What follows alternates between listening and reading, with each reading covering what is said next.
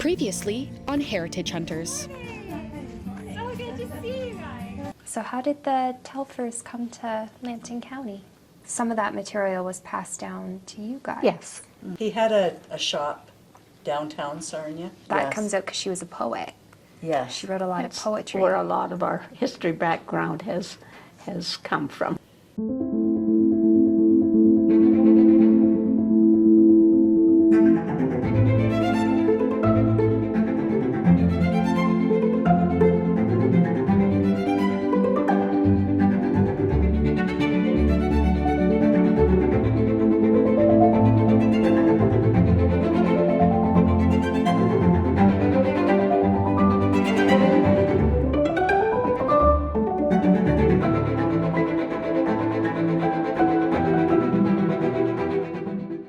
So yeah, let's start with the Cull Drain. So tell us a little bit about the Cull Drain, what it was used for, its purpose, some stories that you have associated with it. I think I will start with something that's more recent with the Cull Drain. It was deemed in 2014, it was deemed unsafe. They said that they were afraid that, it would get knocked into the lake, and that it might be dangerous for pedestrians. Yeah. And actually, we have footage of them demolishing the road part that went over it, and it was so reinforced with rebar that the big excavator was banging against it, and the bridge was barely moving, so it wasn't going to blow anywhere. Yeah. So the bridge lived through many, harsh times. Yeah. It was built in 1910, and I have a picture of the wooden bridge as well that was there before. But this steel bridge that was built by Jerks and Dresser, a company that went on to build the Blue Water Bridge, it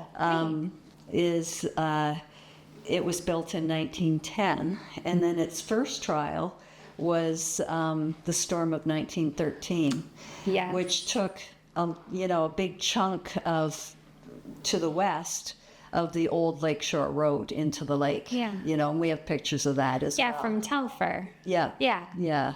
So, the local traffic still went through there, but the bridge stayed sturdy through the storm. The road was badly damaged, part of it was taken, and at that time they rerouted the lakeshore inland, when the road was bad there.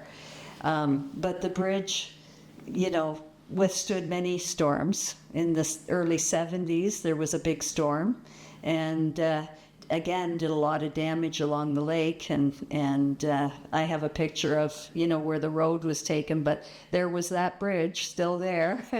Holding strong. Yeah. I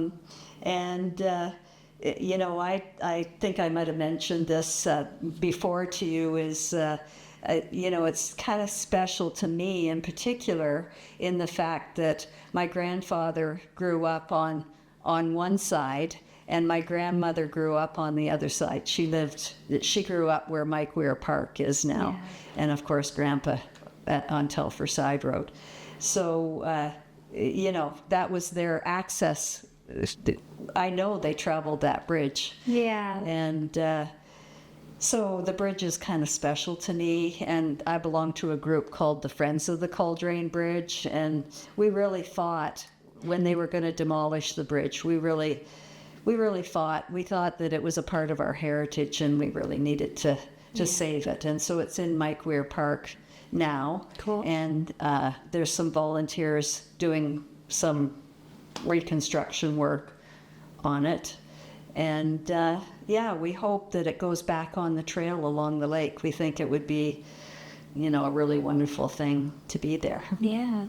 It's a great piece of local history that I know whenever I do the Sarnia historical displays in I think it's February every year, we did at the mall with the Historical Society, or the Heritage Committee, I should say. Mm-hmm.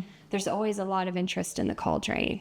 And the drain wasn't as wide when it was built as it was in more recent times. Right. correct? Originally, it was hand dug to drain a lake, and Was that Lake Wawanosh that Yes. was there? yeah, and later machines came in and dug it deeper and made it bigger. Yeah. But it was hand dug in the beginning, and the story I was told was that my great grandmother walked across it on a board, so it wasn't very wide at the farm.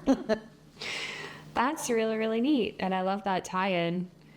Also wrote it, I was curious, you kind of mentioned it, the property tie-in. So the Telfer farm was on one side, and then your grandma's grew up on the other side?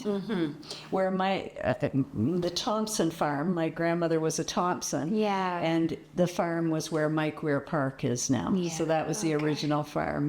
And just recently, one of the relatives that remembers it as a child walked Mike Weir Park to kind of show me where the house and the chicken coop was and where the pond for the cows. And, we stood there and tried to imagine what the farm Yeah. looked like. Yeah. I love that. Yeah. Next time on Heritage Hunters. Was that the farm that was involved in the brick making? They said there's a ship on the bottom that has yellow bricks Oh, yeah. that sunk. The bricks were sunny yellow in coloring due to a soil anomaly that results from the clay lacking